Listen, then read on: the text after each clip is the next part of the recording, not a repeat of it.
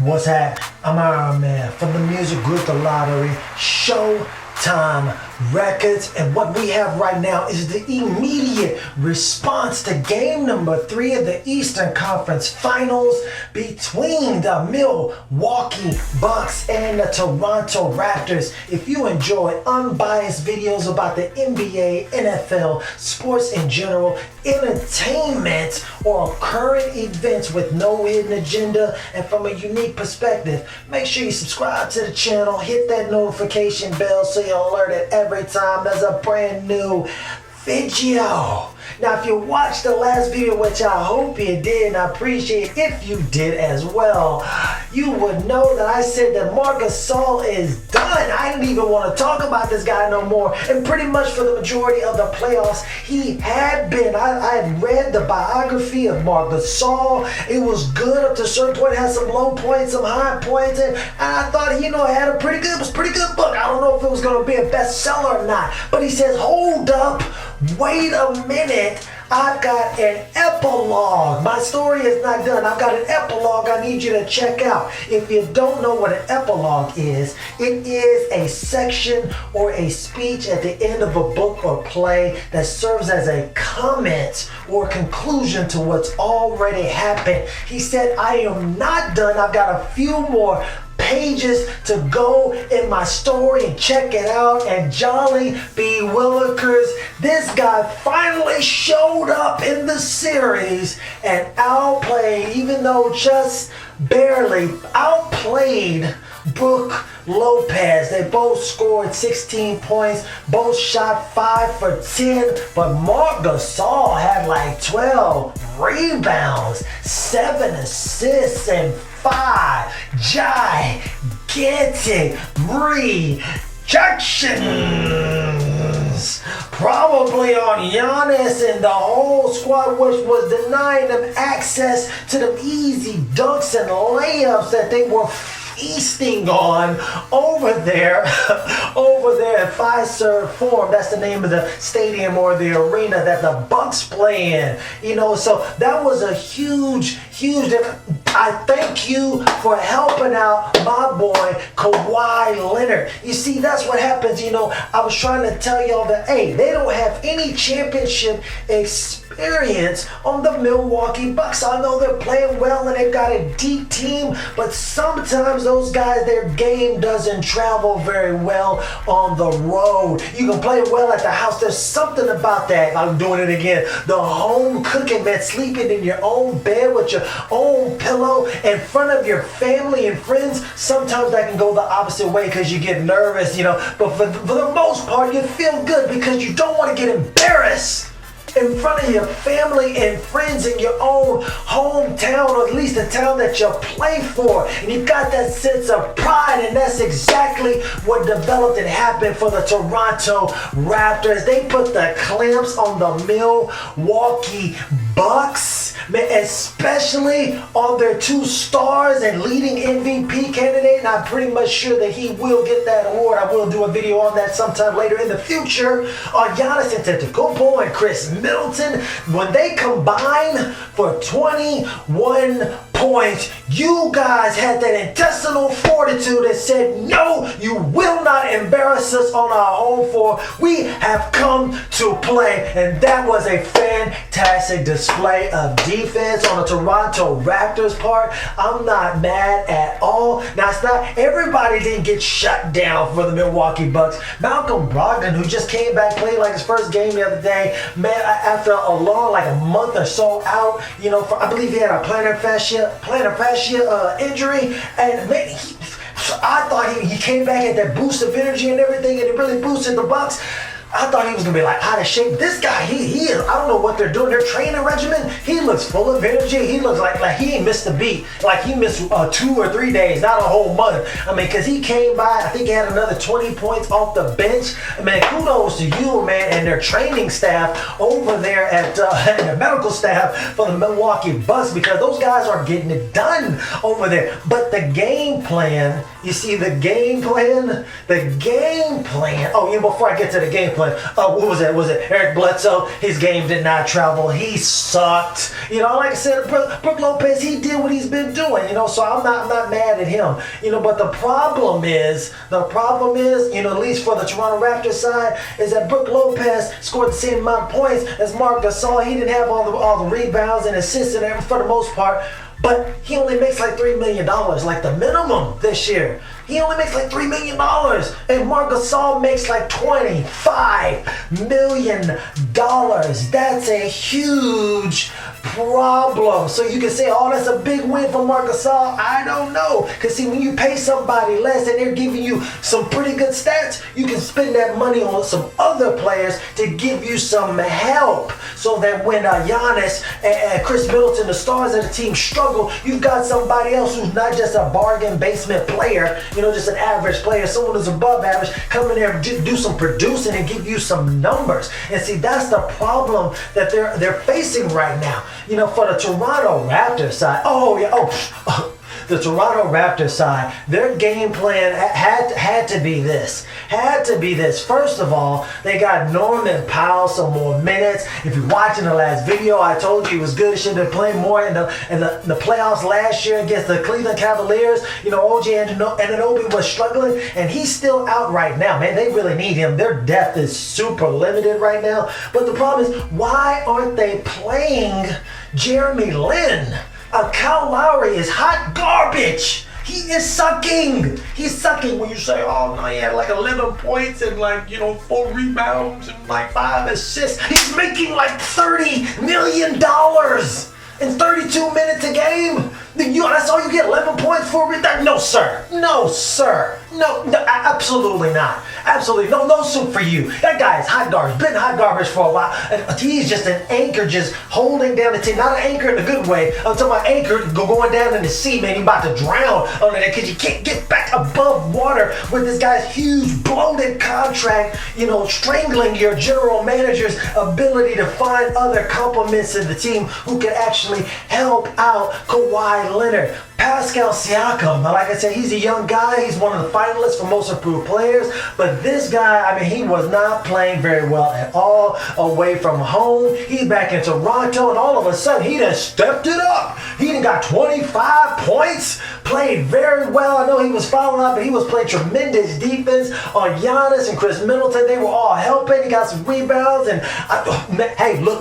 Norman Powell had like 25 points. I don't know exactly how many, but he had a bunch of points coming off the bench. Hey, those guys showed up. It feels great to get that first win playing on your home court. It's like, hey man, we can't play with these guys. We got blown out, but that's not us. That's not the real Toronto Raptors. We the North, not he the North. Like what was his name? Skip Bayless always trying to cap on Kawhi Leonard. Calls him number 2, but I'm gonna get back to that in a second. So they played fairly well. Serge Ibaka was sucking. Like I said, get Jeremy Lin some minutes. Fred VanVleet or whatever off the bench. Man, he's sucking. God, him and Kyle, the hot guard. Danny Green, he was like 1 of 6. Oh my God! Skip Bayless was like, number 2 over there. That's so disrespectful. But he calls him number 2 over there. He needs to pass the ball, but he's just shooting. He just keeps shooting the ball. The reason he passed them the ball more, man, they don't want to shoot. They pass it around like a hot potato. They don't want the ball. They are nervous and they're like, hey man, just you do you, because I ain't got no confidence in myself. They don't want to shoot the ball. He went 1 for 6 again today. How many times you have to pass him? He's not hitting. Nick Nurse is not doing a good job. You need to get people more minutes like Jody Meeks. Jody Meeks is a knockdown shooter. He is an instant scorer off the bench. Why is he only playing like 1 minute? He played like 1 minute or something off that. That's just ridiculous. This guy Nick Nurse, he needs to do better, much better than what he's doing right now. Danny Green's just... Man, he is the worst. Man, so Kawhi Leonard was awesome once again. He had a bunch of turnovers, but most of those turnovers are from him getting double and triple teamed. And when he passed the ball, they brick. They don't want to shoot it. They pass it back out to him. He's like, oh, you good, Kawhi? Get the ball back. So he's like, oh, so he's taking super difficult contested shots, and he's extra tired. It's ridiculous. So when he decides not to pass them the ball, and he takes these difficult shots, sometimes he tries to force it in. Oh, hey, man, I feel for for you. Kawhi is gone after they leave the playoffs or whatever. When their season ends, he is gone. Believe that. There's no way in hell he's staying in Toronto. But that's another video. We pick up in the fourth quarter. The Raptors are desperately trying to avoid going 0-3, which no team in the NBA has ever come back from. Kawhi Leonard with a knockdown three. Good drive, good dish to Giannis Antetokounmpo. He was struggling all day, but he got that one on the reach-in foul. And one on Kawhi Leonard. They was like, oh, they were complaining about that call, but I looked at it in slow motion. Marc Gasol had his arms at a forward angle instead of straight up, and that's why he got the foul call on. Good job by the referees. I like to point that out whenever they do a good job. Van Fleet struggled on the day. He only hit one shot, but that was it. George Hill was killing for the Milwaukee Bucks off the bench. I believe he had 24 points, but he could not stop Kawhi Leonard. A funny note, George Hill got traded for Kawhi Leonard on draft night from the Spurs to the Pacers, so that's how that all worked out. Well, look at this. Oh, tremendous defense. And then Pascal Siakam gets fouled. Looked like he can close out the game, but he misses both free throws. That's when you need that championship experience. Look at, oh my God, Chris Middleton. He stuck with it. That was tremendous defense, tremendous block, but he stuck with it. And then a pull-up. Oh, no good for Pascal Siakam. Oh, Giannis is at the free throw line. They shot like 60-something% from the free throw line on the night. They were terrible. That was a good contest, but he knocked it down anyway. Pull up, rolling, and you gotta have that shooter's touch. He's been playing a bunch of minutes, so I don't expect to be all swishes. But he tried to end the game on the fadeaway. Kawhi, he's like, man, my bad. Looked like a foul though. Oh no! Oh, see, that's what happens when you start playing games back at home. You get those calls, those 50-50 calls. Giannis fouls out on the play. Marc Gasol finally wakes up. There has been a Marc Gasol sighting. He hits a three. Oh, tremendous defense. Eric Bledsoe falls to the floor, and then a soaring dunk by Kawhi Leonard, number 2, affectionately called by Skip Bayless. Oh, but Chris Middleton says, I will not be denied. I will not be denied, but he couldn't get the bucket. But Brook Lopez, so I'm going to get a big contract at the end of the year. But too much Kawhi Leonard, the claw shuts him down on the defensive end. He's a little hurt, but he's still playing. Ended up playing 52 minutes. Pascal Siakam said, I got your back, bro. You playing D, I'm playing D. We shutting these boys down. He powers his way through Malcolm Brogdon for the finish on the other end to shut down Giannis and crew. And Drake yells bye-bye to the Bucks. They had one good game plan. One good game plan is that hey, force somebody else besides Chris Middleton and Giannis Antetokounmpo to carry them. And they did that. And your boy, lo and behold, this guy, George Hill, had like 24 points off the bench for the Milwaukee Bucks. And you're like, oh, he played well. No. That's a great defensive scheme. That's what we want. Anytime that someone else other than those two guys, Giannis and Chris Middleton, are shooting the ball, I'll take that as a win. I'll take that as a win because you're not used to doing it. I'm sure they don't run their offense leading going through George Hill. They don't do that. They're not used to it. So people are going to get uncomfortable. Everybody else doesn't know what George Hill's going to do because he hardly ever gets any minutes. He doesn't play like that. We don't play through George Hill. We play through Giannis. So if you stop Giannis, you focus on this, and the other people, they get uncomfortable, out of position, and it helps lead you to a victory. So that was actually great defense. Yeah, I want you to score 40. George Hill scored 40 off the bench and see if y'all win. It's just not going to happen. It does not work that way. You're like, oh, well, he doesn't score points. No, because everybody else isn't used to playing with him. And that's how it works. So great. That was a great defensive scheme by them. The problem that I have with Toronto Raptors He say, oh man, they play great defense. And, you know, the Milwaukee Bucks, they shot like 31% from three. 31% from three. They shot like 66% from the free throw line. Shot like 37% from the field. I mean, they were just a brick fest. They just had a brick fest going over there in Toronto. Drake just loving it. He's doing a dance and he's having a good time. He's singing his songs, performing at halftime. They just having a good old time over there. But the problem is, like I said, he shot 77% from the field. Remember Kyle Lowry shot 77% from the three-point line, you know, in game number 1? That did not continue. Then he shot like 22% in game 2. Yeah, that he crash back down to earth. That's the same thing that's going to happen with George Hill. So, hey, that is fantastic defense. So I wouldn't be too excited about that if I was a Milwaukee Bucks fan. But the problem is everyone else isn't going to continue to shoot so poorly. Nikola Mirotic, I mean, he shot like 1 from 7. So everyone was just bricks. They're not going to continue. What I'm trying to say is they're not going to continue to miss all those shots. They're going to knock down some of those shots. So y'all have got to do better. Y'all have got to do, but they're not just going to continue bricking. They're going to make some of them. They're going to make a lot more than what they did last game, which is going to make it a lot closer. And you guys had to go to double overtime and barely won. So that's what I'm concerned about. Not only that, Pascal Siakam had to play 51 minutes.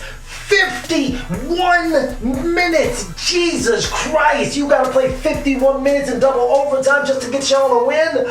Oh man. Kawhi Leonard, speaking of 51 minutes, Kawhi Leonard played 52 minutes!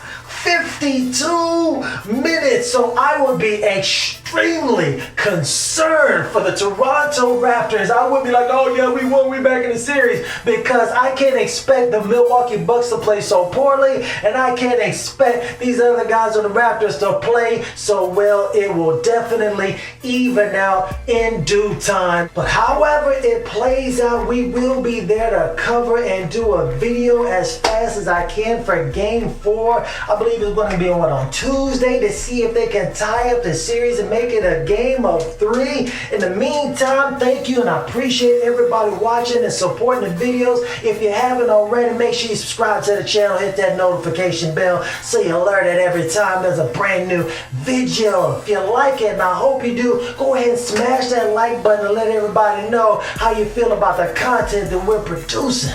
I'm Ironman from the music group The Lottery, Showtime Records. Holla.